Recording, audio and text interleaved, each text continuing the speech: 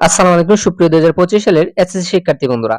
এবছর তোমরা যারা এসএসসি পরীক্ষা দিয়েছিলা, এখন তোমরা সকলেই অপেক্ষায় আছো তোমাদের রেজাল্ট কবে প্রকাশ করা হবে। মূলত পরীক্ষা দেওয়ার 60 দিনের ভিতরেই তোমাদের রেজাল্টটা প্রকাশ করা হয়। সেই অনুযায়ী আগামী শিক্ষা বোর্ড তোমাদেরকে জানিয়েছে 13 জুলাইয়ের মধ্যে ফল প্রকাশ করা হবে।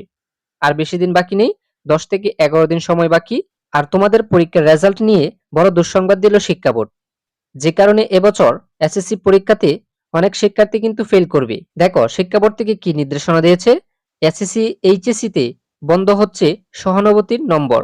অর্থাৎ কোন শিক্ষার্থী যদি একটি সাবজেক্টে 28, 30 কিংবা 29 পায়, সেক্ষেত্রে শিক্ষা বোর্ডের নিয়ম ছিল 1-2 নাম্বার বাড়িয়ে দিয়ে তোমাদেরকে পাস দেওয়া হতো। কিন্তু এবছর কিন্তু এই প্রথাটি বন্ধ হচ্ছে। অর্থাৎ শিক্ষা বোর্ড কিন্তু এই প্রথাটি বন্ধ করে দিয়েছে। শিক্ষা বোর্ড তোমাদেরকে আগেই জানিয়েছিল এবছর কোনো কয়রাতি মার্ক দেওয়া হবে না। অর্থাৎ তুমি যদি 28 পাও সেক্ষেত্রে তোমাদেরকে 28ই দেওয়া হবে, কোনো বাড়তি নাম্বার তোমাদেরকে দেওয়া হবে না।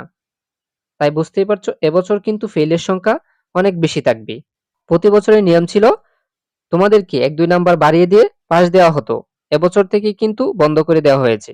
দেখো দীর্ঘদিন ধরে চলা পাবলিক পরীক্ষার খাতা মূল্যায়নের সহানুভূতির নম্বর দেওয়ার প্রথা থেকে বেরিয়ে আসছে সরকার।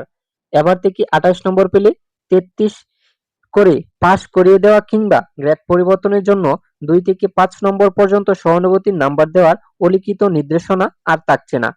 প্রাসঙ্গিক উত্তর লিখলে নম্বর দেওয়ার প্রথাও বাতিল করা হচ্ছে। সুপ্রিয় শিক্ষার্থী বন্ধুরা, বুঝতেই পারছো কোনো শিক্ষার্থী যদি 28 পেত সেক্ষেত্রে তাকে 5 নাম্বার বাড়িয়ে দিয়েও তাকে 33 পেয়ে ওই সাবজেক্টে তাকে পাস দেওয়া হতো, কিন্তু এবছর থেকে সেটা বন্ধ হচ্ছে। তাহলে বুঝতেই পারছো এবছর ফেইলের সংখ্যা কিরকম।